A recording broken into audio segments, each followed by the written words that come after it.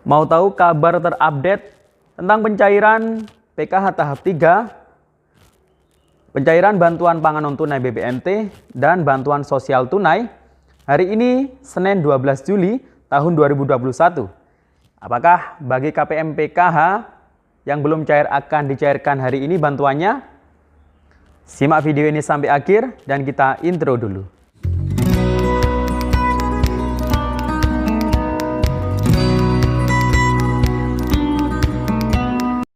Assalamualaikum warahmatullahi wabarakatuh. Salam sejahtera, shalom, om swastiastu, namo buddhaya, salam kebajikan.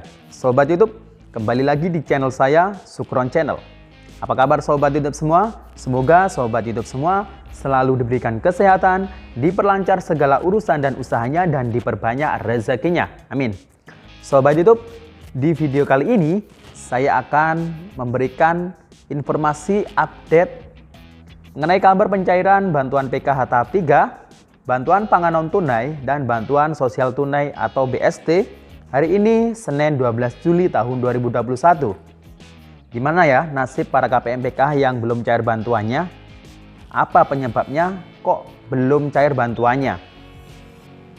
Nah, sebelum kita lanjut, silahkan yang baru bergabung di subscribe dulu channel ini dan ditekan tombol loncengnya agar sobat YouTube semua mendapatkan pemberitahuan video terbaru dari Sukron Channel.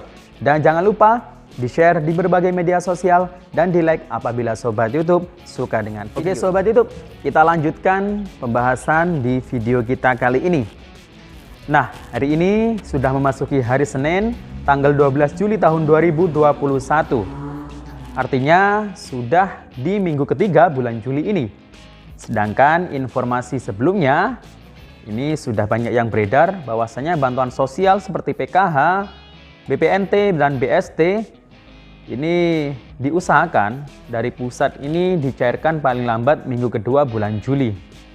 Nah, namun memang benar sih, di minggu yang kedua, minggu yang lalu, bantuan PKH tahap 3 sudah dicairkan dan juga untuk bantuan BPNT. Namun untuk bantuan PKH tahap 3 yang dicairkan sementara di minggu kemarin ini masih sekitar 2,7 juta KPM yang dicairkan yang sudah masuk dalam SK. Nah, jadi masih ada sekitar 7,2 atau 7,3 juta KPM yang belum dicairkan bantuannya. Nah, ini karena terjadi beberapa hal yang menjadi penyebab mengapa kok 7,3 juta KPM tersebut belum cair bantuannya. Apakah Anda termasuk? Nah, tapi juga bantuan BPNT di minggu kemarin mulai hari Jumat kalau nggak salah Sabtu juga ya. Dari 18 juta KPM yang mendapatkan BPNT masih ada sekitar 18.000 kalau nggak 16.000 KPM yang sudah diinjek saldo bantuannya ke kartu KKS-nya. Nah, BPNT di bulan ini langsung akan terinjek atau terisi saldo 3 bulan ke depan. Untuk saldo BPNT bulan Juli, bulan Agustus, dan September. Namun tidak semuanya secara serentak. Itu bertahap ya. Ada mungkin yang masih 1 bulan, mungkin 2 bulan. Nah ini. Nah, kalau dicek di agen atau e-warung, di mesin jasa EDC, KKS-nya, ini kan pasti muncul kode bulannya. Nah, itu bisa diteliti terlebih dahulu ya, apakah saldo BPNT-nya bulan Juli, bulan Agustus, bulan 7, bulan 8, ataupun bulan 9. Atau mungkin bahkan BPNT-nya ternyata masih bulan April, masih bulan 4. Karena memang masih banyak KPM yang BPNT-nya di bulan April, Mei, Juni, atau Maret, April, Mei, Juni ini belum cair bantuannya. Dan kemarin ini sudah terbit SP2D-nya, bahwasanya sudah banyak yang mulai dicairkan bagi BPNT yang belum cair mulai Maret, April, Mei, Juni. Nah, namun yang dicairkan itu yang datanya sudah valid di DTKS. Untuk bantuan BST sendiri, ini tetap menunggu surat pemberitahuan atau undangan dari pos seperti biasa.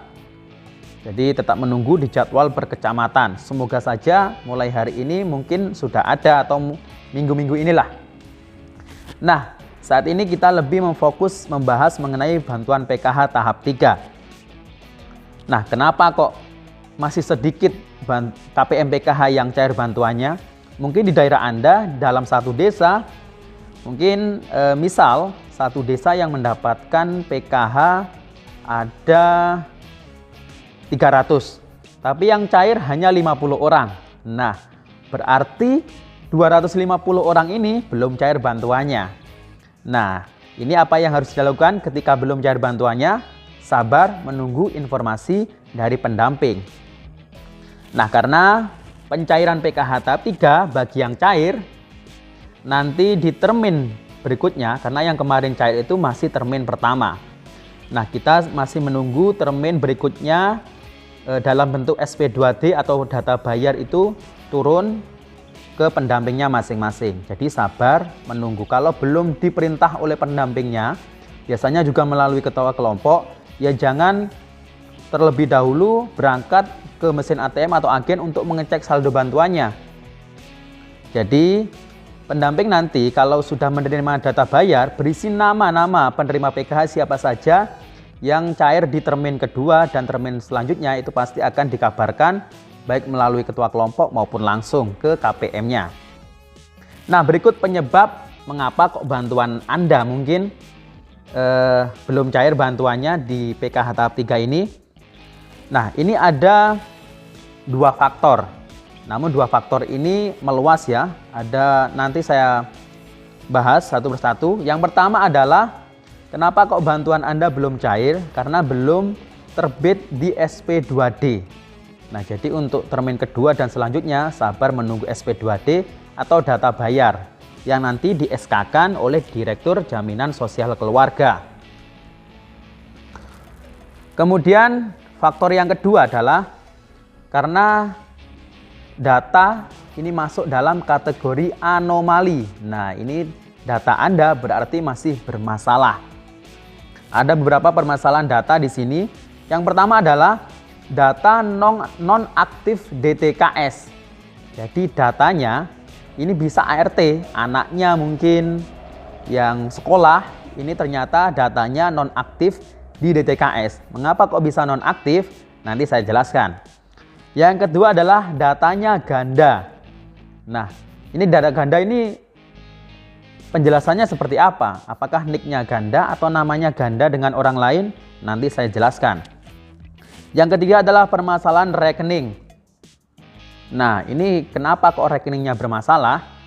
Nanti saya jelaskan juga. Kemudian proses pencairan bantuan. Nah, jadi ada 4 ya faktornya selain yang belum terbit di SP2D tadi atau data bayar. Yang pertama adalah yang kita bahas adalah data nonaktif di DTKS. Ini bisa saja karena NIK ART, anggota rumah tangga, misal anaknya yang sekolah, ini tidak tercatat di DTKS atau belum update ya, belum update. Walaupun sudah masuk KK, tapi ternyata belum update di DTKS, ini mengakibatkan bantuannya bisa berkurang atau bahkan tidak cair. Kemudian NIK ART tidak padan DTKS atau tidak satu KK. Nah, ini biasanya ada yang pecah KK, jadi NIK anaknya misalnya ini tidak padan dengan DTKS atau sudah pisah KK atau mungkin sudah menikah pisah KK-nya, jadi belum terupdate di DTKS atau belum padan. Kemudian NIK ART anggota rumah tangganya atau anaknya misalnya tidak padan dengan data Dukcapil. Nah, ini mungkin namanya atau nicknya ini ya, khususnya nicknya mungkin huruf angkanya ini mungkin berbeda salah satu angka dengan data di Dukcapil atau yang di KTP nicknya ya. Kemudian NIK ART tidak valid. Nah, tidak valid ini bisa saja kurang dari angka yang sudah ditentukan menjadi NIK tersebut, angkanya kurang atau mungkin berbeda tadi. Nah, itu ya, atau mungkin nicknya orang lain ternyata ada di situ. Kemudian penyebab anomali karena data ganda. Nah, ini perlu disimak. Yang pertama, ganda antar ART tercatat double. Nah, ini bisa saja. Jadi di DTKS ini bisa saja ART-nya anaknya ini ganda dengan ART yang lain. Orang lain yang ada dalam DTKS. Kemudian ART sebagai pengurus ART lain. Nah, ini juga bisa ya. Sudah jadi pengurus, dapat PKH, ternyata ketika validasi PKH baru, ini juga jadi pengurus juga. Nah, ini yang bisa menyebabkan bantuannya tidak cair atau belum cair. Kemudian rekening ditolak oleh KPPN.